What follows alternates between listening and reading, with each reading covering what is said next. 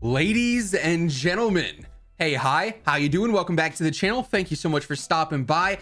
First things first, you gotta forgive me if I have morning voice because I kid you not, I have been up for literally 5 minutes and we have absolutely massive news for Call of Duty. Today, Call of Duty as we know, the future of Call of Duty, I should say, beyond 2023 is going to drastically change forever because Activision no longer owns Call of Duty, which is utterly insane to say.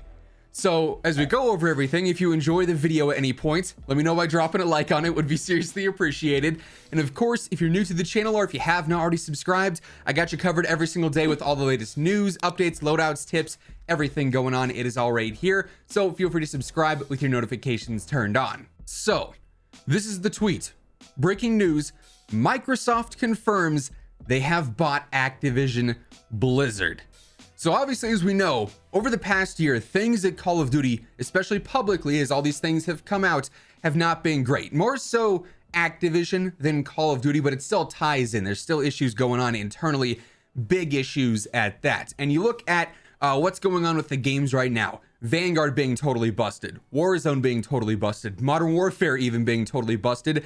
It's basically because there's all these QA issues, the people who fix the game, who find the bugs, who report them and fix them and update it so that we don't have invisibility skins or console basically being unplayable. A lot of these people from Raven right now for Warzone, they are striking because obviously, if you don't know, a bunch of them were fired. A lot of QA from Raven were fired before the holidays. And they were told that they'd be, getting raises, get permanent positions, so on and so forth. Then they went ahead, they fired some of them. So now Raven's QA is striking. Hence, they are incredibly short-staffed for, fixing Warzone and fixing the COD games. And they've said, hey, we'll come back if you rehire those people. And they have these various demands. And Activision has basically ignored it. So hence why the games are so broken right now. But then we got this. Microsoft confirming they've bought Activision Blizzard, but there's a lot to this. This is the first big thing. The press release from Activision Blizzard and Microsoft confirmed that Bobby Kotick is remaining as CEO of Activision Blizzard, at least through the deal closure. Unclear what will happen after. Now, Bobby Kotick, especially during the midst of all this going on, has not been in good light. There's been a lot of drama with him and everything, and there's been, a lot of things said from Microsoft, from Sony, saying, we're definitely, changing how things go between our relationship with us and Activision. There's been a lot of stuff going on there. So this is interesting. Again, though, there's even more. Charlie Intel also tweets, Activision Blizzard CEO Bobby Kotick sent out the following email to the company today. He says that the deal is expected to only close June of 2023, meaning Activision will remain independent until then. So that's a really important thing. You might hear, oh, Xbox bought Activision, so you expect next week Call of Duty is only going to be available on Xbox and things are going to drastically change right away. No, this is a long-term thing, at least until June of 2023. Activision is going to remain independent. So everything we see happen with Call of Duty will probably be normal until then, with the yearly releases, with how things are released, where they're released on platforms, on BNet for PC and whatnot. So that'll probably all still remain the same until June of 2023.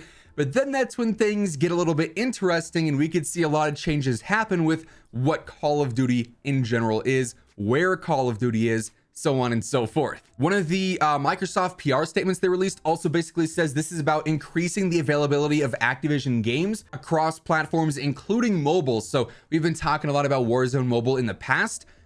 Potentially that could still be a thing and could be on track, despite the fact that Activision, recently made the whole new studio just for a new unreleased mobile title.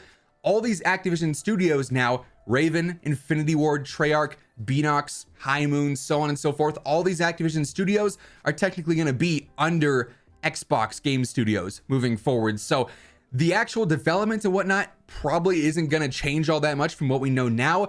But you also got to consider things like how Xbox approaches releases. I don't think Warzone is going to be going anywhere, especially to say Xbox only. That'd be a terrible business move. Even though Xbox and PC have those mutually shared games now, alienating PlayStation would be very, very stupid. It'd cut out a huge core of your player base, right? On the other hand, aspects of Call of Duty games, maybe the campaign, maybe that third co-op mode, whatever that may be, I would not be surprised if suddenly those become Xbox exclusive. I do think there will be certain perks to Xbox owning Activision there that we'll probably see happen in these games beyond 2023. Obviously, if this is June of 2023, we only have one COD game release until this happens at MW2 this fall. But then for Treyarch's next game, which is that rumored near future Black Ops title, that release under the Xbox era of Activision. So really interesting stuff could happen there. I'd imagine we'll probably see Call of Duty games move to Xbox Game Pass. They might not be downloadable on BNet anymore. They might move to like the Xbox Store app on PC, whatever it might be. Like I said, I still think they're going to be universally available on PlayStation, Xbox, and PC because that's the biggest audience you can target, and Call of Duty is that global wide scale game, right? But the actual places where you're getting the games, I feel like could change just to promote Xbox more. And honestly, Game Pass is a cool thing, so having Call of Duty games on Game Pass would be pretty cool. This also means that we might finally see the end of yearly releases for Call of Duty if the products aren't finished. I feel like if there's confidence in the studios that, hey, this game is solid, they still could release it on that yearly basis. But if we have issues like we did with Cold War and with Vanguard, where clearly at launch it needed a little bit longer to be worked on and be created and be polished, then maybe we don't see it happen every single November to a T, right? Definitely a wild situation, and one that I did not expect to wake up to. So again, apologies for the morning voice. I do sound sick. I just woke up 5 minutes ago. All right, so post-edit Zach here. Hey, hi, how you doing? Once again, towards the end of the video this time, as I was actually editing this, Charlie Intel came out with a brand new post that says, Bloomberg sources, Microsoft plans to make some Activision games for PlayStation still, while others will be exclusive to Xbox and PC. As I was talking about earlier, I highly doubt that Call of Duty would be one of those games that ends up going to Xbox and PC exclusively. It has just too big of a draw. Basically, what the Bloomberg article said is essentially what exactly the Charlie Intel tweet said. Microsoft plans to keep making some of Activision's games for PlayStation consoles, but will also keep some content exclusive to Xbox, said a person familiar with the company's thinking. So it might be some exclusive modes like what we've seen in the past. It could be whole other Activision titles. Obviously, Call of Duty is not their only IP, but when it comes strictly to COD, to Warzone, to the yearly, quote unquote, yearly releases, to even COD Mobile, if we were to see that ever make its way to console, which would be pretty insane, I don't think we'd see much exclusivity there in the way of multiplayer, just because, as mentioned, it has such a huge draw and such a huge player base on all platforms. It'd be very weird to alienate one of those out. Crazy stuff though. As we get more information on whatever this means for the future of Call of Duty,